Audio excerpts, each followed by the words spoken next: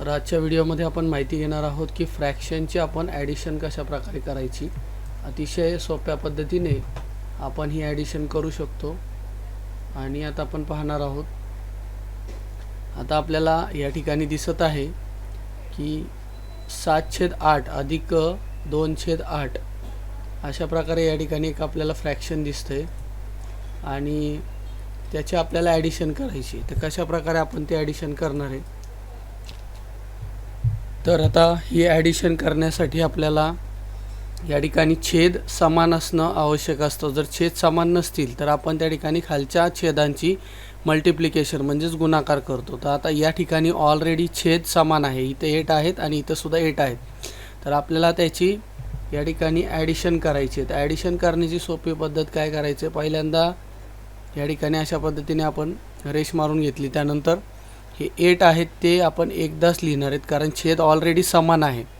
आता आपल्याला तिरकस गुणाकार करायचा आहे, म्हणजे 7 आणि 8 यांचा तिरकस गुणाकार।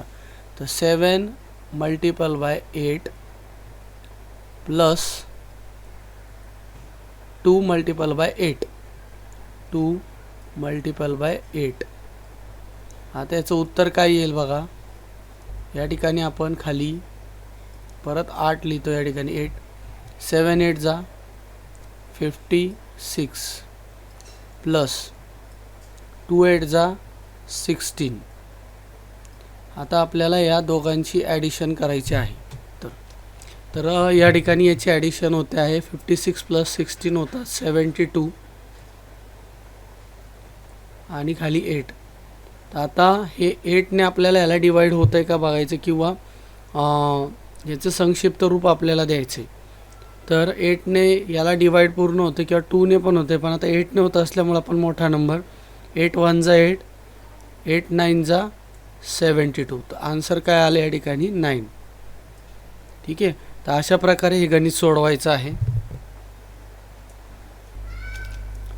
दुसरं एक आपण या ठिकाणी उदाहरण पाहणार आहोत ज्याच्यामध्ये छेद समान नाही। आता आपण बघूया या ठिकाणी 2/6 अधिक 7/8, तर या दोघांचा छेद वेगवेगळा आहे। तर अशा वेळेस आपण याची ॲडिशन किंवा सबट्रॅक्शन कशा प्रकारे करू शकतो, ॲडिशन आणि सबट्रॅक्शन सारख्याच पद्धतीने करू शकतो आपण। आता आपण ॲडिशन पाहतोय, तर या ठिकाणी 2/6 आहेत, 2/6 अधिक 7/8। तर आता याचा दोघांचा छेद वेगळा आहे, त्यामुळे छेद वेगळा असेल तर आपल्याला काय करायचं आहे, त्या ठिकाणी खालच्या छेदांचा गुणाकार करून घ्यायचा आहे।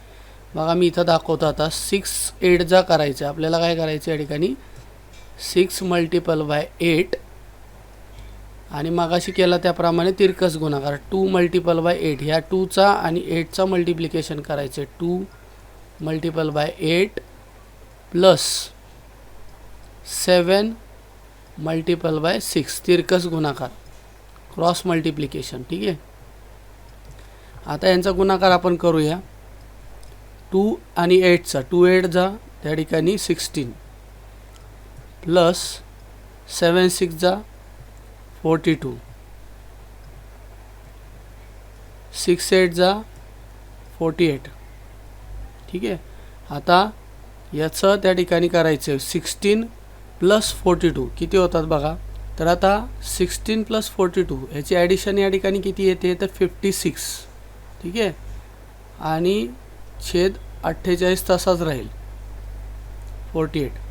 तर आता आपल्याला 56ला या ठिकाणी